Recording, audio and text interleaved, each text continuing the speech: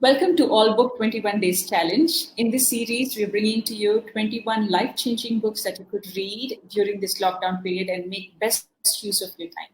And today, I have a very special guest, Kiran Kumar, who is the founder and CEO of Dasubhashitam, which is an online platform for the promotion of Telugu language, literature, and fine arts. So, hi, Kiran.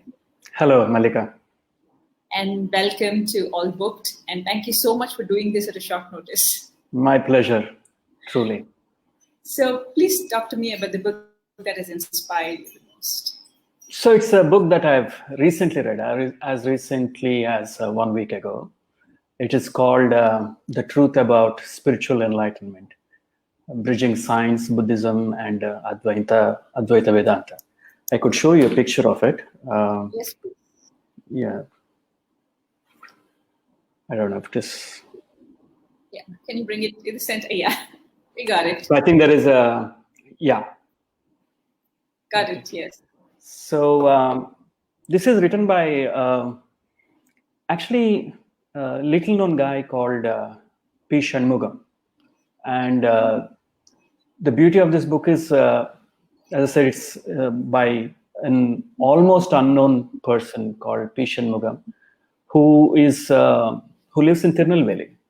So it's not a spiritual book by an exalted leader or who has large fan following, but a normal guy who has experimented with these ideas, spiritual ideas, and read a lot of literature and synthesized it and practiced, and is telling what it is like. So it's almost like you're listening to somebody who's on a return journey on the path that you want to go.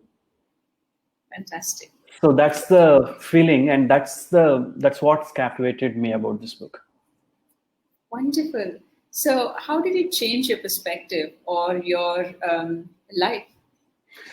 So I think changed life would be a hyperbole. So I would say it changed the perspective, because I just read it just a week ago. I've always been interested in understanding the nature of consciousness, right?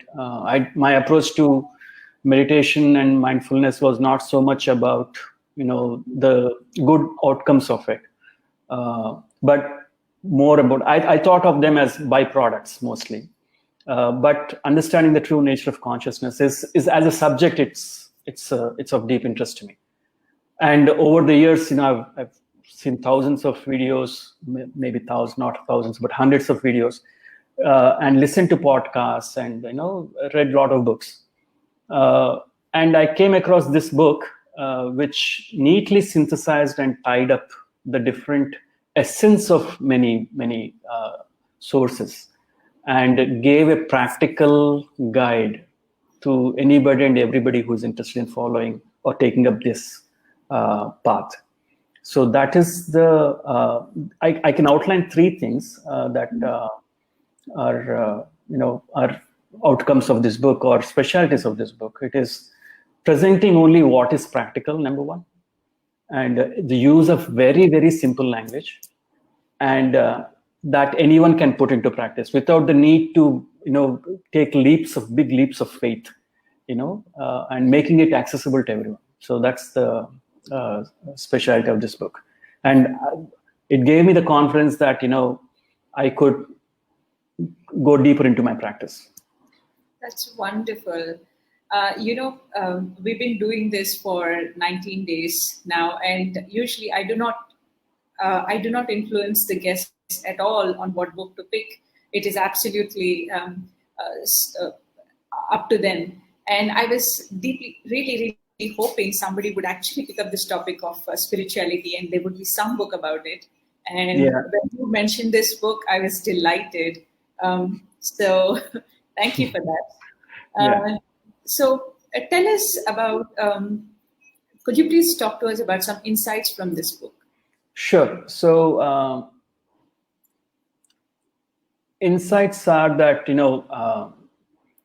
that nirvana or liberation or spiritual enlightenment is possible in this life.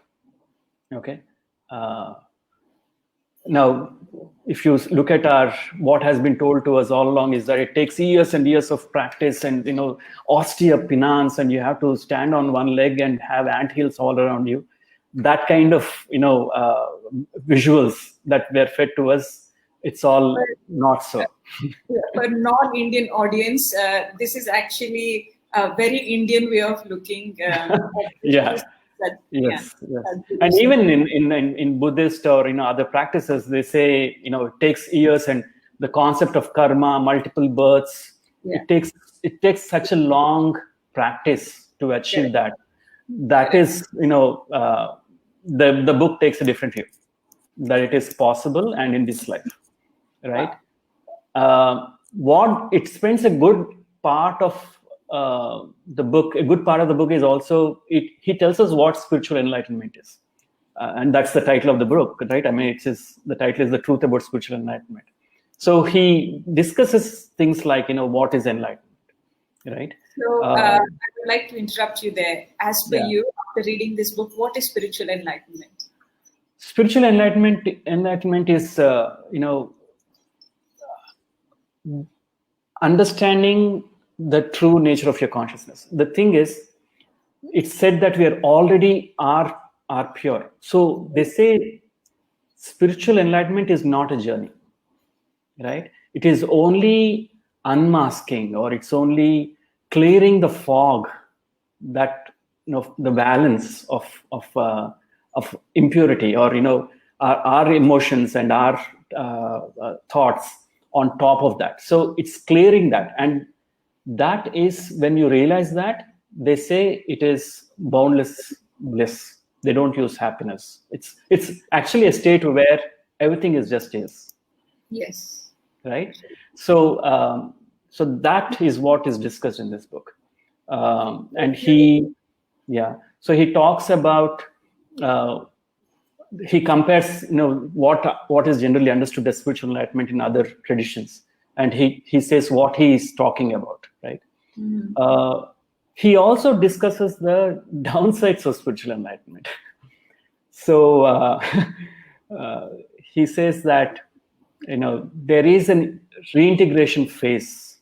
It's not that life simply ends, right? I mean, after that transformation, you still have to live your life. You still have responsibilities, and there could be some disturbance on re-entry, as it were. So he talks about what happened in his own life and the problems he's faced, and what to look out for, what to watch out for,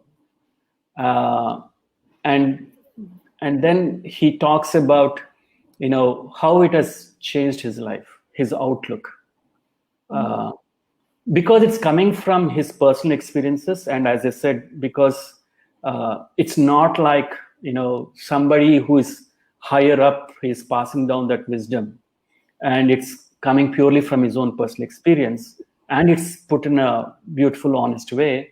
That book was unputdownable for me, which is saying a lot about spiritual books, by the way. So it's a tried and tested method, and he's talking out of his experience, and it worked for him, so he's sharing.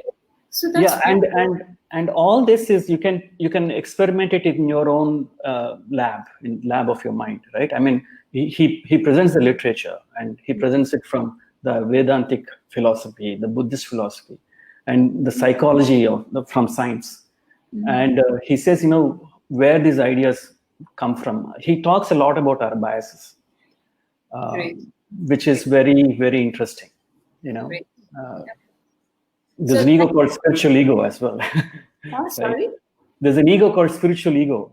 Spiritual ego. True. Thank you. So thank you so much for talking about this book. I certainly would love to read this book. Sounds like my brother. So, Shanmugam is our brother. Oh yes, there you go. Soul brother. So thank you so much for sharing this book with us, Kiran, and it was a pleasure talking to you. And to all the audience out there, I'm going to come back to you with one last book tomorrow. Tomorrow is the grand finale. So thank you so much for staying with us through this journey. So stay home, stay safe. Goodbye. Thank you.